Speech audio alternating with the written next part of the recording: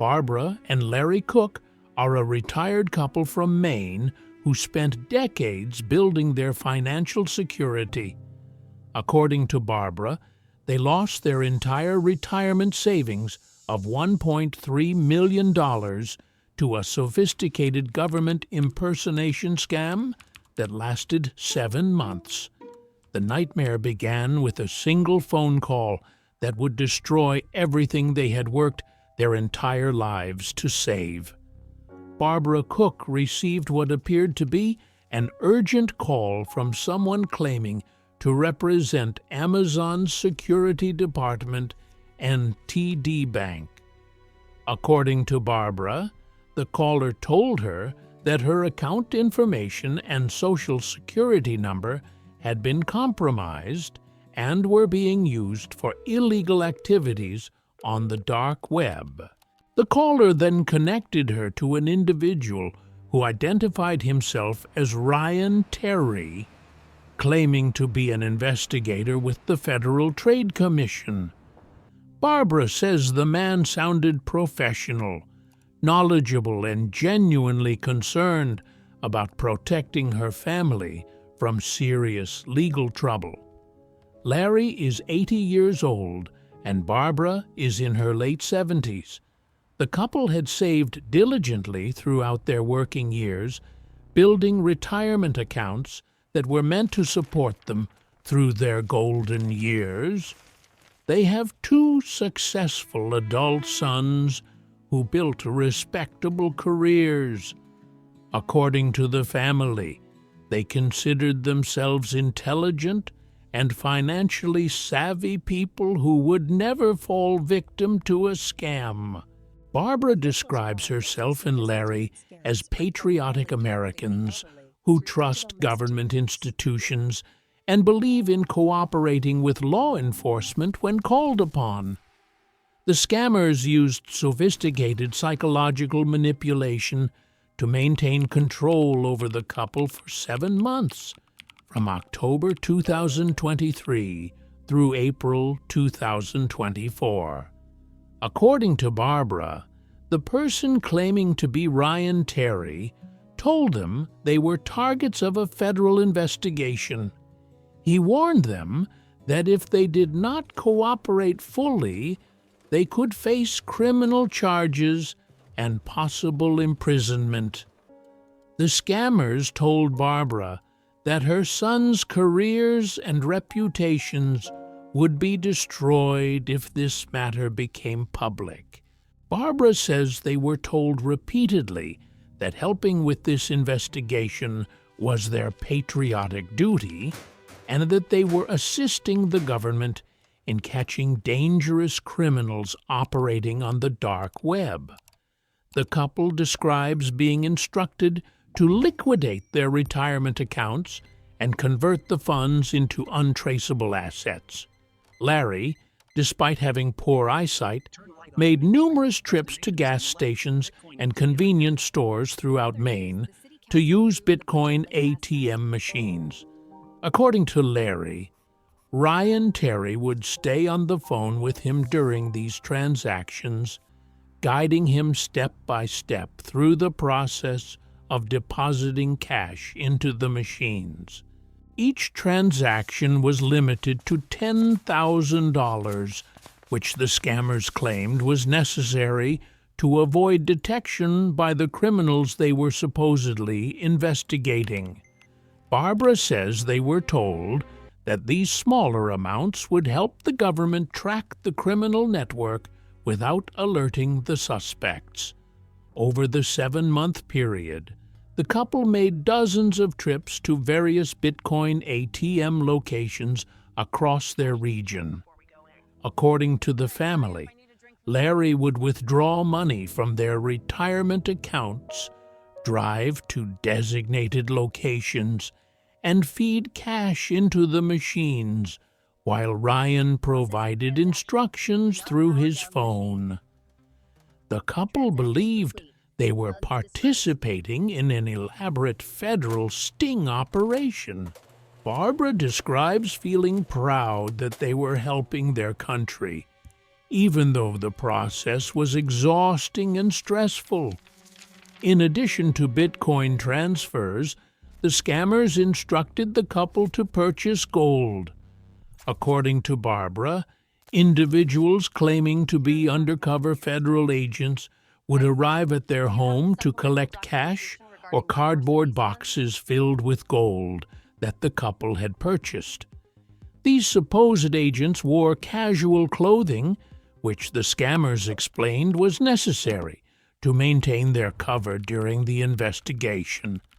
The couple says they never questioned why federal agents would operate in this manner, because they trusted that Ryan Terry was coordinating everything properly. Throughout this entire period, the scammers demanded absolute secrecy. According to the family, Barbara and Larry were explicitly warned not to discuss anything about the investigation with their sons, their bank employees, their lawyer, or anyone else. The scammers told them that revealing any information could compromise the entire operation and put their family at serious legal risk.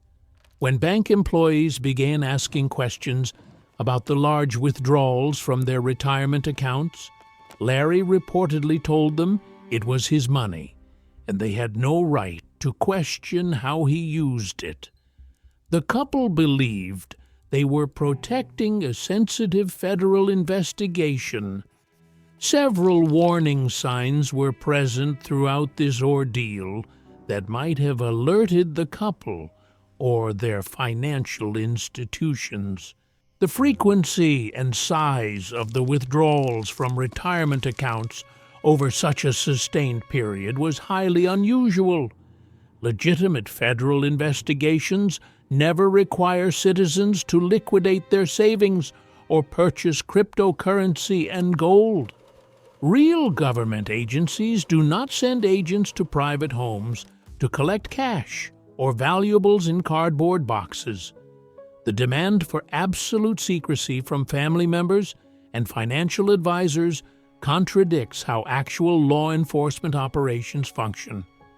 Financial institutions are trained to recognize patterns consistent with elder fraud, though in this case the bank's inquiries did not prevent the losses.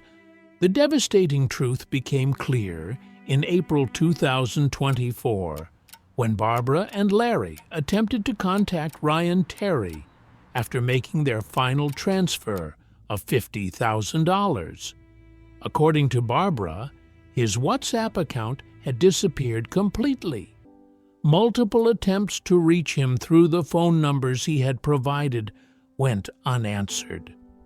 The couple realized with horror that they had given away their entire life savings to criminals who had vanished without a trace. The aftermath has been financially catastrophic for the couple. Because they withdrew funds from their retirement accounts, the Internal Revenue Service classified these withdrawals as taxable income. The couple now faces a substantial tax bill on money they no longer possess. According to the family, this tax burden has created additional complications with their Social Security benefits. Larry and Barbara have been forced to sell their home and move into a smaller retirement community to manage their drastically reduced financial circumstances. At 80 years old, Larry never imagined he would be starting over financially. The couple reported the fraud to the Federal Bureau of Investigation. According to the family, agents came to their home and took detailed statements about every transaction and interaction with the scammers.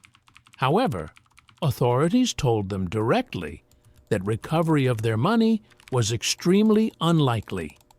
The funds had been converted to cryptocurrency and transferred internationally, making them virtually impossible to trace or recover. No arrests have been made in connection with their case, and the investigation remains ongoing.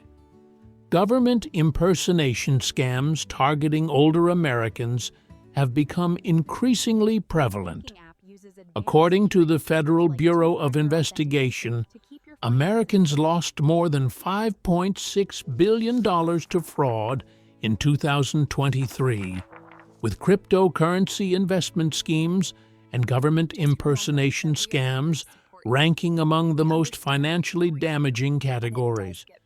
The FBI reports that victims over 60 accounted for nearly half of all reported fraud losses. Scammers specifically target retirees because they typically have accumulated savings and tend to trust authority figures and government institutions. Authorities emphasize that no legitimate government agency will ever contact citizens by phone, demanding immediate payment in Bitcoin, cryptocurrency, or gold. The Federal Trade Commission, Internal Revenue Service, Social Security Administration, and other federal agencies do not conduct investigations requiring citizens to liquidate retirement accounts or purchase untraceable assets. Real law enforcement agencies do not threaten arrest during initial phone calls or demand secrecy from family members and financial advisors. Officials recommend that anyone receiving unexpected calls claiming to be from government agencies should hang up immediately and contact the agency directly using official phone numbers found on their websites. Banks and financial institutions should be viewed as partners in fraud prevention, not obstacles to legitimate transactions. Family members, especially adult children of elderly parents, should maintain open communication about financial matters and watch for warning signs of manipulation or unusual financial activity. Barbara and Larry chose to share their story publicly despite the embarrassment and shame they feel. According to Barbara, they hope that by revealing what happened to them, they can prevent other families from experiencing the same devastating loss.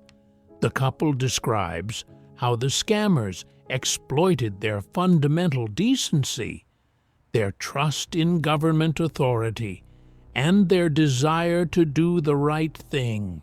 What they believed was patriotic cooperation with federal investigators was actually a calculated psychological manipulation designed to steal everything they had spent their lives building.